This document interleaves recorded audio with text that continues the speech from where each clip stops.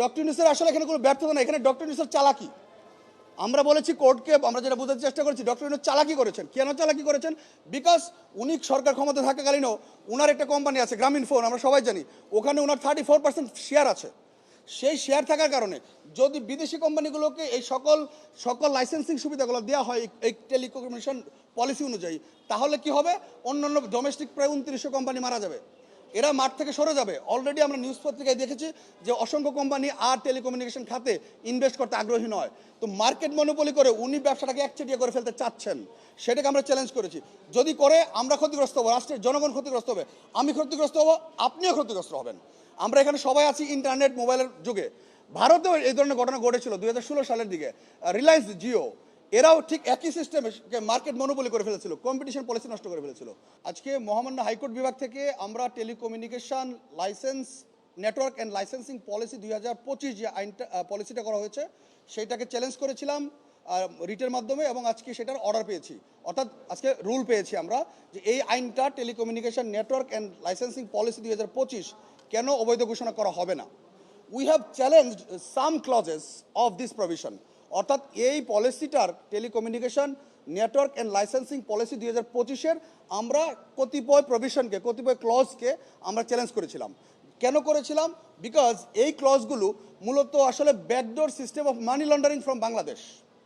আমরা বলতে চাচ্ছি যে এই আইন, এই কতিপয় পলিসিগুলো করা হয়েছে এমনভাবে যে এর মাধ্যমে বিদেশে বাংলাদেশের টাকা বিদেশে চলে যাবে। সেটা কিভাবে চলে যাবে? বিকজ আমরা দেখেছি যে এই পলিসিতে যেটা করা হয়েছে সেটা হচ্ছে যে অসংখ্য বিদেশি যে কোম্পানিগুলো আছে, বিশেষ করে MNO মোবাইল নেটওয়ার্ক অপারেটিং যে কোম্পানিগুলো, মোবাইল কোম্পানিগুলো বিশেষ করে, প্লাস অন্যান্য বিদেশি কোম্পানিগুলোকে প্রায় 4টা লেয়ারের লাইসেন্স দেওয়ার সুযোগ দেওয়া হয়েছে। ওয়েরাস যেখানে বাংলাদেশের ডোমেস্টিক যে কোম্পানিগুলো আছে, অর্থাৎ আমাদের নিজস্ব কোম্পানিগুলো আছে, সেইগুলো শুধুমাত্র একটা লাইসেন্স নিতে পারবে। তো যেহেতু এটা একটা ভয়ঙ্কর রকমের ডিসক্রিমিনেশন, যেখানে নিজের দেশের কোম্পানি নিজের দেশে ব্যবসা করতে পারবে না। অলরেডি মেইন স্ট্রিম অসংখ্য নিউজে আসছে যে টেলিকমিউনিকেশন খাতটা বিদেশিদের হাতে তুলে দেওয়া হচ্ছে। এটা নিয়ে আমরা পিআইএল করেছিলাম। আরেকটা রিজন হচ্ছে যে আপনার দেশের যদি নেটওয়ার্ক, ইন্টারনেট সব কিছুই বিদেশি কোম্পানিদের হাতে চলে যায়, তাহলে রাষ্ট্রের সার্বভৌমত্ব, যেটাকে আমরা বলি the sovereignty of the country, রাষ্ট্রের সার্বভৌমত্বটা চ্যালেঞ্জের মুখে পড়ে যাবে, রাষ্ট্রের সিকিউরিটি চ্যালেঞ্জের মুখে পড়ে যাবে, রাষ্ট্রের নিরাপত্তা ব্যবস্থা চ্যালেঞ্জের মুখে পড়ে যাবে। বাংলাদেশের 2900-র মতো কোম্পানি আছে, এই কোম্পানিগুলো যদি ব্যবসা করতে না পারে, এবং নতুন উদ্যোক্তারা যদি এই টেলিকমিউনিকেশন খাতে আসতে না পারে, তাহলে কি হবে? তাহলে বিদেশি কোম্পানিগুলো এই দেশের কোম্পানি খাতটাকে ধরে ফেলবে। আর তখন কি হবে? লেটস গেট ব্যাক টু 2007, 2007 সালে চলে যায় বা তার আগে চলে যায়। সেটা কি হয়েছিল? আমরা এক মিনিট মোবাইল করলে কি হতো? 10 টাকা, 8 টাকা, 9 টাকা, 60 টাকা মিনিট কাটতো। ইন্টারনেটের টাকা অনেক দিতে হতো। যদি মার্কেট মনোপলি করে কম্পিটিশন পলিসিটাকে, মার্কেটের প্রতিযোগিতামূলক ব্যবসাটাকে নষ্ট করে দেওয়া হয়, যদি কতিপয় গ্রামীণ ফোন, বাংলা লিঙ্ক বা কতিপয় কোম্পানির কাছে যদি সকল নেটওয়ার্কিং সিস্টেম, টেলিকমিউনিকেশন সিস্টেমটা চলে যায়, কি হবে? তারা ইচ্ছা মতো এখানে কি করতে পারবে? টাকা অ্যামাউন্ট বসাইতে পারবে, এবং রাষ্ট্রের সাধারণ জনগণ ক্ষতিগ্রস্ত হবে। তখন 1 মিনিট মোবাইল করতে গেলে 10 টাকা মিনিট কাটবে। আমরা যে একটু ইন্টারনেট চালাইতে গেলে মোটা টাকা দিতে হবে, যেটা আমরা এখন অনেক আরাম পাচ্ছি। আপনারা দেখবেন যে বিটিআরসি, ডক্টর ইউনূসের আসলে এখানে কোনো ব্যর্থতা না, এখানে ডক্টর ইউনূসের চালাকি। আমরা বলেছি কোর্টকে, আমরা যেটা বোঝাতে চেষ্টা করেছি, ডক্টর ইউনূস চালাকি করেছেন। কেন চালাকি করেছেন? বিকজ উনি সরকার ক্ষমতা থাকাকালীনও ওনার একটা কোম্পানি আছে গ্রামীণ ফোন, আমরা সবাই জানি, ওখানে ওনার 34% শেয়ার আছে।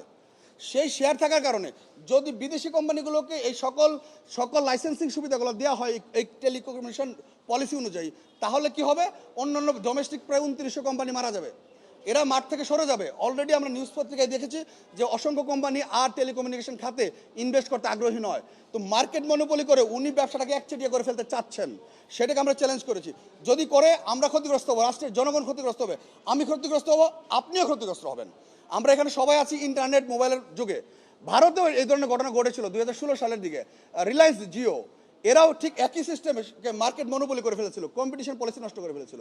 এবং ভারত এবং আমেরিকাতেও AT&T একটা কোম্পানি ছিল, তারাও একই কাজ করছিল। পরবর্তীতে টেলিকমিউনিকেশন আইনটাকে চেঞ্জ করতে হয়েছে, পলিসিটাকে পরিবর্তন করতে হয়েছে। এখন কথা হচ্ছে, সর্ষের মধ্যে যদি ভূত থাকে তাহলে তো ভূত ছাড়ানো খুব কঠিন। তো যেটার কারণে আমরা এই মূলত এই পাবলিক ইন্টারেস্ট লিটিগেশনে জনস্বার্থে, রাষ্ট্রের জনগণের স্বার্থে আমরা এসেছি যে 85% মালিকানা বিদেশি কোম্পানিগুলো যদি শেয়ার যদি টেলিকমিউনিকেশনের 4 ধরনের লাইসেন্স পায়, ওয়ারাস বাংলাদেশের মালিক, বাংলাদেশের কোম্পানিগুলো সেই লাইসেন্স পাবে না, মাত্র একটা লাইসেন্স পাবে, তার বাকি 3টা লাইসেন্সের রাস্তা বন্ধ হয়ে যাবে। তাহলে তারা কি করবে? তারা হচ্ছে যে ব্যবসাগুলো গুটিয়ে নিতে হবে। এই বাংলাদেশে প্রায় 2900 কোম্পানি আছে, এর সাথে প্রায় 20-30 হাজার এমপ্লয়ি জড়িত আছে, এখানে অনেক টাকা ইনভেস্ট আছে। আমি কোম্পানির জন্য আসি নাই, বা I am not thinking and bothering about the company of our country. আমি থিঙ্ক করছি, আমি চিন্তা করছি, we are thinking about the লে পিপল, সাধারণ মানুষ, রাষ্ট্রের জনগণ, আমি নিজে, আপনি, আমরা আমাদের চিন্তা করছি। কারণ যদি মার্কেট কম্পিটিশন নষ্ট হয়, এই আইনের দ্বারা যদি মূলত 2900 কোম্পানি মার্কেট আউট হয়, আপনি দেখবেন যে আমাদের তখন মার্কেট মনোপলি করার কারণে আমাদেরকে প্রত্যেককেই কি করা হবে? সাপ্রেস করা হবে, আমাদের উপর অপারেশন হবে। তখন বেশি টাকা দিয়ে আমরা কিনতে বাধ্য হব, বেশি টাকা দিয়ে আমরা ইন্টারনেট চালাতে বাধ্য হব, বেশি টাকা দিয়ে আমাদেরকে মোবাইল চালাতে বাধ্য হব, because there is no competition in the market. So there is already a tension in the market. এই ম্যাটারটা নিয়ে আমরা মহামান্য হাইকোর্ট থেকে এই পলিসিটাকে চ্যালেঞ্জ করে আজকে আদেশ পেয়েছি। কেন পলিসিটা অবৈধ ঘোষণা করা হবে এই মর্মে।